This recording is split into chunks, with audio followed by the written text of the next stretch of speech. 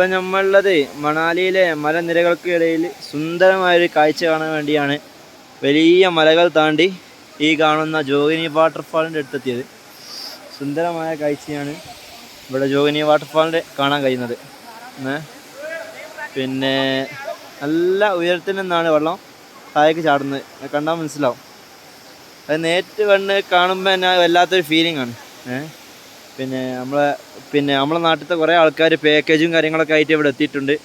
മലപ്പുറം, കാസർഗോഡ്, കോഴിക്കോട്, പിന്നെ അതുപോലെ കേരളത്തിലെ പല ഭാഗത്തു നിന്നും ആൾക്കാർ ഇവിടെ പാക്കേജായിട്ട് എത്തിയിട്ടുണ്ട്. നമ്മളെ ഒരു യൂട്യൂബറെ ഇവിടെ കാണാൻ കഴിഞ്ഞു. നല്ല സുന്ദരമായ വാട്ടർഫാൾ. ചിലപ്പോൾ നിങ്ങൾക്ക് വീഡിയോയിൽ അത്ര വലിയൊരു ഒരു സുന്ദരമായ കാഴ്ചയായി കാണാൻ കഴിയില്ല. നേരിട്ട് തന്നെ വന്ന് കാണുമ്പോഴാണ് വല്ലാത്തൊരു ഫീലിംഗ് കിട്ടുക.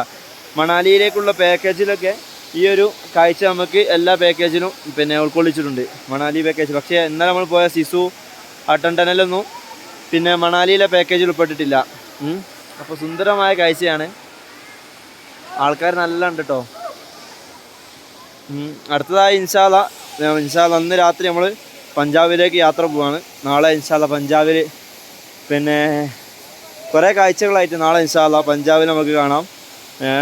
ഇന്ന് വെറും രാവിലെ 2 ബിസ്ക്കറ്റ് പേക്ക് 10 രൂപേൻ്റെ 2 ബിസ്ക്കറ്റ് പേക്കും ഒരു ചായയും കുടിച്ചാണ് ഈ വലിയ മല കയറിയത്. ഏകദേശം ഒരു സാധാരണ ഒരാൾ കയറുകയാണെങ്കിൽ ഒരു 3/4 മണിക്കൂർ 1 മണിക്കൂർ എടുക്കും ഇത് കയറാൻ.